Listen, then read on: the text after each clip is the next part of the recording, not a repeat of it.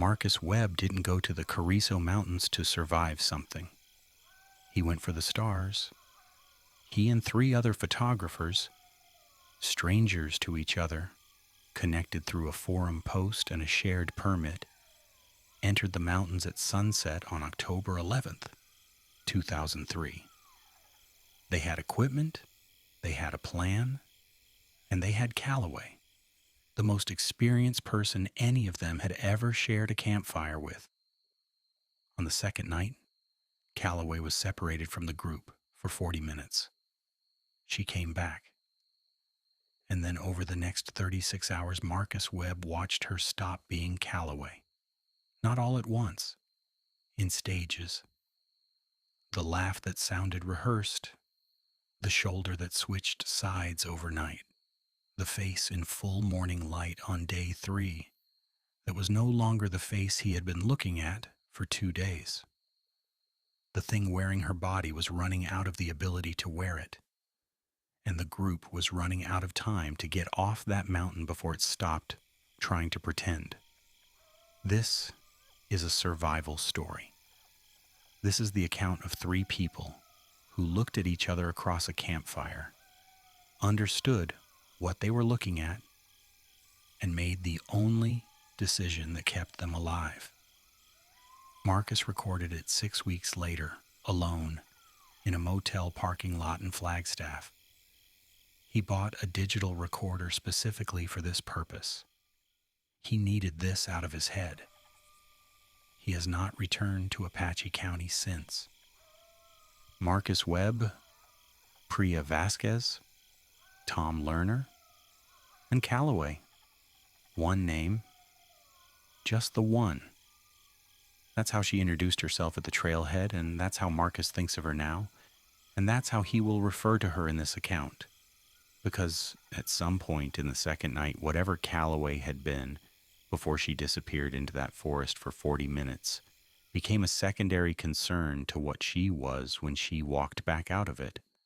This is what he said happened. You have to understand what these people were before you can understand what they survived. Marcus Webb had been photographing remote landscapes for 20 years. Not the kind of photography that ends up on calendars. The kind that requires 2-day approaches, 40-pound packs, and a willingness to sleep on rock for a shot that maybe 6 people will ever see. He organized the Carrizo trip because the October sky at that elevation on a moonless night is one of the most extraordinary things you can point a camera at. He had the permit. The forum post found him 3 other people who wanted the same thing. Priya Vasquez was a biology doctoral student from the University of New Mexico. The kind of scientist who writes down what she observes before she interprets it, who describes the world in precise language, because imprecise language is how you end up believing things that aren't true. She will be the first one to notice something is wrong. She will be the last one to say it out loud. Tom Lerner was a physics teacher from Tucson who had been doing night sky photography for 15 years. He had been to the Carrizo Mountains twice before. He knew the trails. He knew the terrain. He knew what the forest felt like at different elevations and different seasons. He was the most experienced person in the group, which is exactly why he was the first one to break. When you've spent 15 years in wild places, you develop a specific kind of knowledge that goes deeper than information. You develop instinct. You develop the ability to read a space, to know when something in it is wrong before you can name the wrongness. Tom Lerner had that knowledge, and on the evening of the second day, that knowledge told him something that his 15 years of experience had no category for. He trusted the knowledge anyway. And then there was Calloway, one name. She'd driven from somewhere in the Pacific Northwest in a truck that was built for exactly this kind of access road. Her camera system was one Marcus didn't recognize, and Marcus knows cameras. She had photographed on 4 continents. She moved through difficult terrain with the ease of someone for whom difficult terrain is simply where the work happens. She was the person who made the group feel like they could handle anything. She was the person who didn't come back from 40 minutes in the woods. Something came back. Something that knew her name, wore her face, carried her camera bag, and said exactly the right things in exactly the right voice. Something that, over the next 36 hours, would begin to come apart at the seams. They went in at sunset on October 11th, 2003, on a permit, with their equipment, with their plan. The first night was everything it was supposed to be. Clear sky. The stars doing exactly what stars do when there's no light pollution and no moon and you're at elevation in October. They worked through the dark, all 4 of them, and it was good. The second night is a different story. The transition happens in 30 meters of trail. Below 6,400 feet, the forest is open. Second growth ponderosa, wide spacing, felt like it already knew they were there. Like their arrival wasn't a surprise. Like they had walked into a space that was already organized around their presence, and the way a room is organized around a guest before the guest arrives. He felt it, he filed it, he kept walking. Because you do. Because you spent 20 years in wild places and you know the difference between a real threat and an atmospheric one. And this felt atmospheric, and so he kept walking. Later, he will think about this decision. Later, he will understand that the thing in that forest had already been watching them for hours before the separation happened, that the 40 minutes Calloway spent in those trees was not an accident of navigation, that nothing about what followed was accidental. But that's later. On the afternoon of day 1, Priya Vasquez mentioned that the forest above the transition felt different acoustically, that her voice didn't carry, that the sound was absorbed in a way that canopy alone shouldn't account for. She said it with the precision of a scientist. Here is what I observed. Here is what it doesn't match. Tom said, old growth always feels that way. And Calloway said nothing. She was looking at the canopy. Marcus noticed. He didn't ask what she was looking at.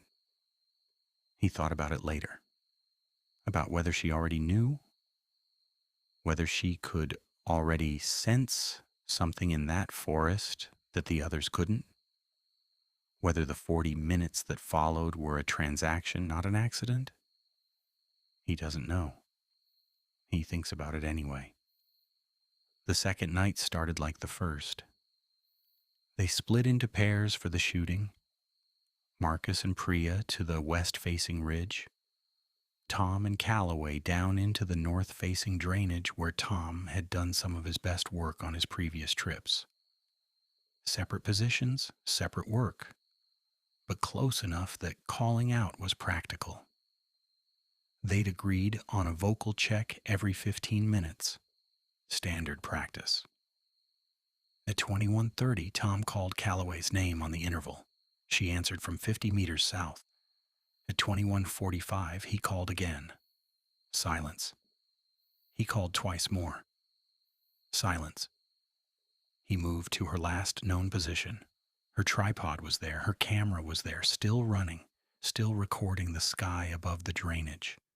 Calloway was not there. He spent 30 minutes in the dark calling her name into old-growth forest, with his headlamp on full bright. And the old growth gave him nothing back but silence. He went to get Marcus. They were still organizing to go back into the drainage when Calloway walked into camp. From the south. Not from the drainage, not from the direction she'd gone. From below the camp, from terrain that the 40 available minutes did not connect to without a detour that would take hours, not minutes. She said she'd gotten turned around. She said it the way you say you took a wrong turn on the highway. Easy, almost amused. Nobody laughed. Tom looked at Marcus across the fire. It was a look that lasted 2 seconds and communicated something that neither of them was ready to put into language. So they didn't. They went to their sleeping bags. They lay in the dark. Marcus began the catalog. Entry 1. She walked out of impossible terrain in impossible time. She was calm. She offered no details beyond the minimum. She did not seem to notice that they were frightened. 8 more entries would follow in the next 36 hours. Then the entries would stop being entries. Then it would just be survival. At breakfast on the morning after the separation, Tom made a self-deprecating comment about his previous night's shooting. A small joke. The kind of thing that gets a small laugh around a campfire. And Calloway laughed. The laugh was right. That's the thing Marcus has spent 6 weeks trying to explain. The laugh was perfectly right. The timing, the pitch, the warmth of it. It was exactly the laugh Calloway would have produced in that moment. Exactly. And that's what made the ice form in his chest. Because people don't laugh exactly. People laugh approximately. People laugh with the small imprecision of someone who is genuinely in the moment, not performing the moment. Calloway's laugh was a performance. Not a bad performance, the best performance Marcus had ever seen. Later that morning, Calloway referred to the previous night's incident. She said, "I should have used the whistle. My mistake." And it was exactly the right thing to say. The acknowledgement, the self-correction, the closure. It fit the moment so perfectly, it felt like it had been selected from a menu of appropriate responses rather than arising naturally from a person who was actually in the moment. On the trail that afternoon, Marcus watched Calloway's back for 5 minutes and understood that something about the way she moved had changed. Not dramatically, not a limp, not a stumble. Subtler. The distribution of her weight across each step. The way she transferred her mass. It was close to what it had been on day 1. It was not the same. It was as if something was running her body from a memory of how the body moved rather than from inside it. She picked up her water bottle with her left hand. She had used her right hand for every task Marcus had observed over 2 days. He was certain of it. The switch was small, the switch was everything. Deep in the old growth, Calloway stopped walking and asked if they could hear something. Marcus listened. He heard the forest. He said, "What am I listening for?" She said, "Nothing," and kept walking. The nothing was the entry, not the question, the nothing. The way it was delivered. Exactly right, exactly the response that closes the interaction, exactly the word a person says when they realize they've said something they shouldn't have. 6 entries.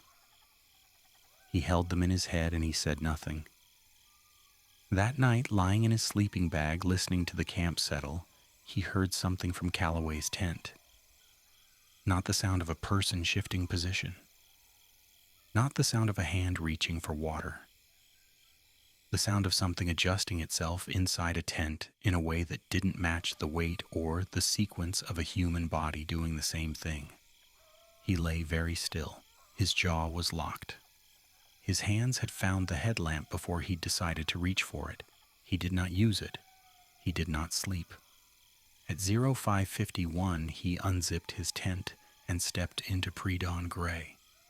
Calloway's tent was already open. She was at the edge of the clearing, her back to him, facing north into the old growth. He looked at her back. The left shoulder sat higher than the right. He had a photograph from day 1. taken at the trailhead. In that photograph, the right shoulder was dominant. He had looked at her back on the trail for 2 days. The asymmetry had switched sides overnight. He packed his tent without speaking. He packed it fast. They were breaking camp in the pre-dawn when Tom came to where Marcus was working and stood close enough that his voice wouldn't carry. He said, "Something is wrong with her." Marcus said, "I know." No pause, no request for clarification, no question about what Tom meant. Two men who had been keeping the same private catalog in the same private language confirming, in 4 words, that they had been watching the same thing. Tom said, "The shoulder switched." "I know." Tom said, "The laugh at breakfast." "I know." Tom said, "The tent last night." Marcus hadn't known Tom was awake. He'd thought he was the only one lying in the dark. Listening to the thing in the tent next to him failed to sound like a sleeping person. Knowing Tom had heard it too, knowing he hadn't been alone in that particular darkness, was both a relief and a weight. The catalog was real. Both of them had built it. Both of them had arrived at the same place. Tom said, "We leave now." Marcus said, "We're already packing." Tom said, "We don't discuss it with her. We move." Marcus said, "I know." That was the whole conversation, maybe 90 seconds. No raised voices, no drama, just two people in the gray pre-dawn of the Carrizo Mountains acknowledging what they both already knew and deciding together what the only survivable response was. They had to get off the mountain. They had to get off the mountain today. They had to do it as a unit without alerting the thing that was wearing Calloway's face that they understood what it was. Because neither of them knew what it would do if it understood they understood. They didn't want to find out. They moved to the trail.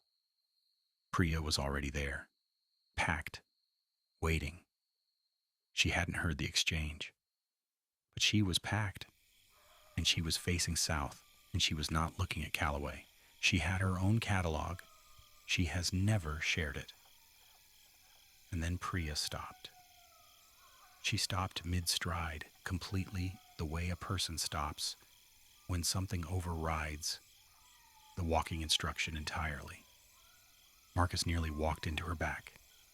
He started to ask, and she held up one hand, palm back, just one flat hand, the gesture of someone who needs a moment without interruption. She was looking at the trail behind them. Marcus turned. Calloway was 30 meters back, standing in the trail where the old-growth canopy closed overhead, not moving, not adjusting her pack, not looking at anything visible, standing in the trail in the specific upright, slightly wrong vertical that had been accumulating in the catalog for 2 days. But they were on the trail now, in motion, in open light. And the light found every entry in the catalog simultaneously. The face was wrong, not the shoulder, not the hand, not the walk. The face. In the open morning light filtered through the canopy, the face Marcus had been looking at for 2.5 days. The face he had photographs of from the trailhead. The face he had been subconsciously cross-referencing against the catalog for 36 hours was not the same face. The proportions had drifted. The distance between the eyes and the hairline was not what it had been. The angle where the jaw met the neck had shifted. The cheekbones sat at a different depth. Everything was close. Nothing was right. It was a face assembled from the memory of Calloway's face, and the assembly was failing. Priya made a sound. Not a word. The sound a person makes in the half-second before a word becomes possible, when the mind understands something that language hasn't caught up to yet. Marcus heard Tom's breathing change behind him. The thing on the trail took one step toward them. The step was wrong. Not Calloway's step. The step of something that had learned to walk from watching Calloway walk, and was now running that program on a body that was increasingly unable to execute it. Marcus turned south. He walked. Not ran, not yet. Ran would fracture the group, and the group was the only thing keeping them alive. He walked with the precise, controlled urgency of a person who needed the two people behind him to match his pace exactly and not exceed it. He heard Priya immediately behind him. He heard Tom. He counted 2 sets of footsteps. He walked faster. He did not look back. The rope system was still rigged from the inbound crossing 2 days earlier. Both anchor trees, the guideline, the safety. 3-person operation, 1 at the upstream anchor, 1 at the downstream safety, 1 crossing at a time. Marcus had set it up on day 1 as protocol, and protocol had never mattered more in his life than it did on the morning of October 13th. He hit the bank and went to the upstream anchor without stopping. Called Priya to the downstream position. Tom was already at the water's edge, reading the current, doing the job. The efficiency of people whose training has been activated by something real. Then Marcus looked at the tree line. Calloway was there. 30 meters back at the point where the trail opened onto the bank. Standing in the shade of the tree line in the still upright, collapsing vertical. That was all that remained of the body she had borrowed. In the full October light on the open bank, there was nowhere for the deterioration to hide. The face was not a face. It was the memory of a face. It was everything the face should contain, arranged in approximately the right relationship to each other, held in place by something that was working very hard to hold it and losing the capacity to work. The eyes were the right color, the jaw was close. The proportions were almost right. Almost. It didn't move toward them. It just stood there, at the edge of the forest, at the edge of the light. And it looked at them the way something looks at you when it is not in a hurry, when it has time, when it is patient in a way that you, standing on a riverbank with a rope in your hands and 2 companions and a crossing to make, are not. Marcus ran the crossing. Tom went first, hand over hand on the guideline. Marcus managing the upstream tension, the rope biting into his palms, his feet planted in the gravel, every muscle in his body committed to the system. Tom hit the far bank and turned and took the downstream position. Marcus looked at the tree line. It hadn't moved. He crossed next. Priya on the near bank upstream, Tom on the far bank downstream.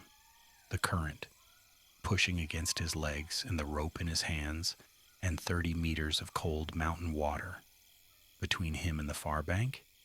And he didn't look at the tree line while he was in the river, because he needed every one of his available senses for the crossing, and he did not have any to spare. He hit the far bank. He turned. Priya was on the near bank. She went. And while she was in the river, hand over hand, the thing at the tree line took 1 step forward onto the bank. 1 step. Into the light. Into the open. And in the open, in the full morning light, what had been almost Calloway was not almost anything anymore. It was a shape that was running out of the instructions that had been given for how to be a person. The face was sliding. The posture was collapsing inward. The proportions that had been drifting for 36 hours were no longer drifting. They were failing. Priya was still in the water. Marcus held the downstream safety line And he held it, and he held it, and he did not look away. Priya hit the far bank. 3 people. The rope system cleared. Marcus's hands pulled the guideline. Tom coiled, the gravel under their boots, the river behind them, the far bank under their feet. He looked at the tree line. The thing that had been Calloway, or the thing that had come back from the forest wearing Calloway, was standing at the edge of the bank on the other side. It was not following. It stood at the water's edge, and it looked at them across the river with the patience of something that was not done, that did not consider itself done, that was simply waiting for a different moment. Marcus shouldered his pack. He walked south. He did not look back. He did not look back for 3 miles. And when he finally did, there was nothing behind them but the trail, which was, he has said, almost worse. 3 people drove out of the Carrizo Mountains on the morning of October 13th, 2003. Marcus and Priya in his truck. Tom in his own vehicle, 2 hours behind. Because Tom needed the 2 hours and Marcus understood that and didn't ask why. Nobody talked on the drive south. The radio was on. Marcus doesn't remember what was playing. He remembers the mountains behind them in the rear view mirror, getting smaller, and the specific quality of morning light on the Arizona highway, and Priya's hands in her lap, completely still, for 3 hours. He pulled into a Safeway parking lot in Flagstaff. He sat in the car for 11 minutes without getting out. He has counted this in memory. 11 minutes, engine running, hands on the wheel. Then he went inside and bought a digital recorder and drove to a motel and recorded 4 hours of his own voice in the parking lot. He has the recording. He has one other thing. A photograph he did not take. On his camera, in his format, with his settings, from inside the second night's camp, a position that corresponds to approximately where his tent had been, is a long exposure image that he did not make. He was on the west-facing ridge with Priya when this image was captured. He was not in the camp. The image shows 4 silhouettes around the fire. 3 are in positions consistent with where Marcus, Priya, and Tom had been sitting that evening. The 4th is standing at the edge of the firelight, slightly outside the group, facing the camera. The proportions are almost right. He has looked at it many times. He cannot find the exact thing that is wrong. He cannot stop looking for it. He has it on a shelf in his studio where it is visible from his desk. He knows why he put it there instead of a drawer. He has decided not to examine that knowledge too closely. He still photographs. He does not photograph at night. He is not sure anymore that the thing in the photograph is looking at the fire. There is one detail Marcus did not put in the recording. He has never told it to anyone.